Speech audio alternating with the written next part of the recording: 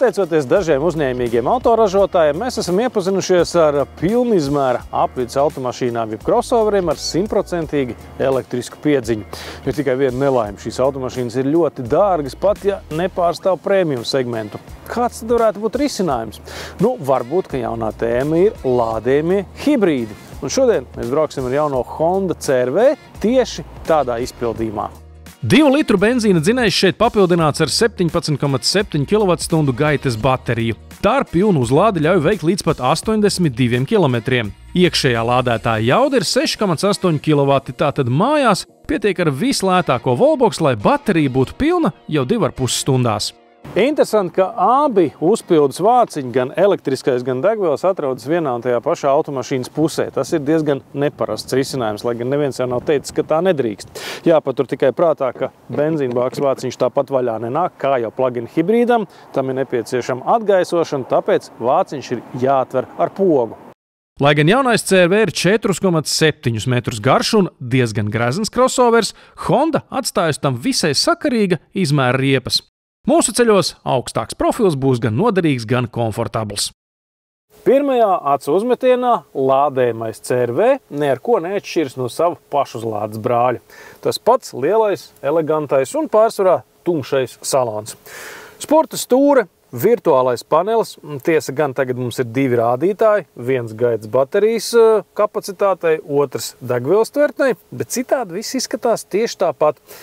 Tostarp arī mazais ekrāns. Konkurentiem tomēr tagad ir drusku lielāki televizori. No otras puses viss jau šeit ir redzams. Tomēr ir savas atšķirības, un viena no tām ir tāda maza podziņa ar zilu un baltu uzrakstiņu E, un tā mums atbild par braukšanas režīmiem. Tātad mēs varam izvēlēties 100% elektrisku režīmu, kamēr mums baterijā kaut kas ir.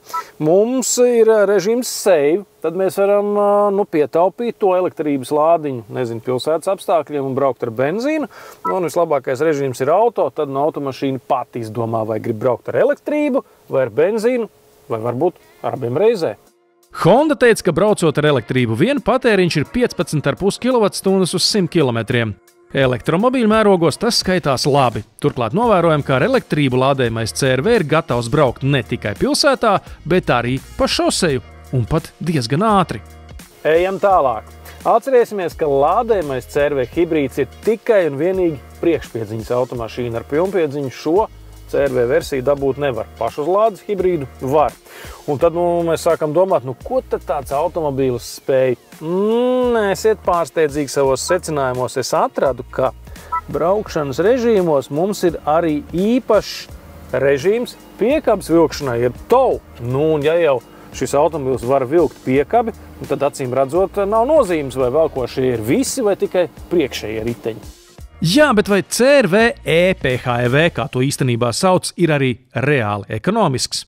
Parādiet man kaut vienu lādējamo hibrīdu, kurš nav ekonomisks pat tad, ja baterija ir tukša. Tāds varbūt bija pats pirmais Mitsubishi Outlander, un tas bija pirms vairāk nekā 10 gadiem. Es te paskatījos kombinētajā režīmā, Honda CR-V lādējamais hibrīds mums tērē 2,7 litrus uz 100 km. Es domāju, ka tas ir diezgan iespaidīgi tik lielam automobīlim.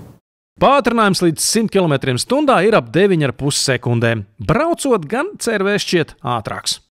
Ar dinamiku te viss ir kārtībā, jo ir tāda paradoxāla situācija, ka abiem Honda CR-V hibrīdiem ir pilnīgi identiska jauda – 184 zirgspēki. Šeit, protams, ir lielāka baterija, automašīna ir drusku smagāka, taču, ja mēs skatāmies salīdzinājumu pret pilnpiedziņas pašuzlādes hibrīdu, tad apmēram tās pats vien būs, tā kā iet tā mašīna gluži labi. Bet tagad neizbēgamais jautājums – cik tad tas viss maksā? Lādējamais CR-V hibrīds, protams, ir dārgāks par parasto hibrīdu, un es vēlreiz atgādinu, ka parastu CR-V nopirkt vairs nevar. Vienkārši benzīnā šī mašīna Eiropā vairs nav pieejama.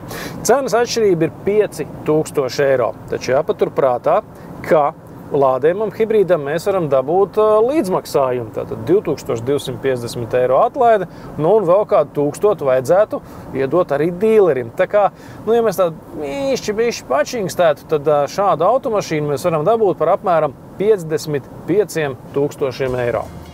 Te gan jāpiebilst, ka lādējamais hibrīds pieejams tikai visaugstākajā komplektācijā Advanced Tech. Un attiecībā uz šo mums ir daži jautājumi.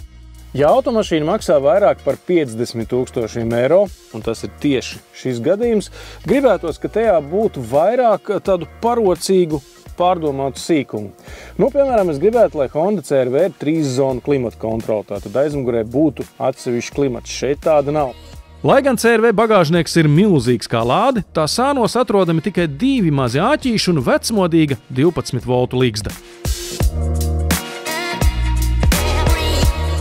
Ja automašīnai noņemtu Hondas logotipu, tad nezinātājs teiktu, nu tas taču ir amerikānis.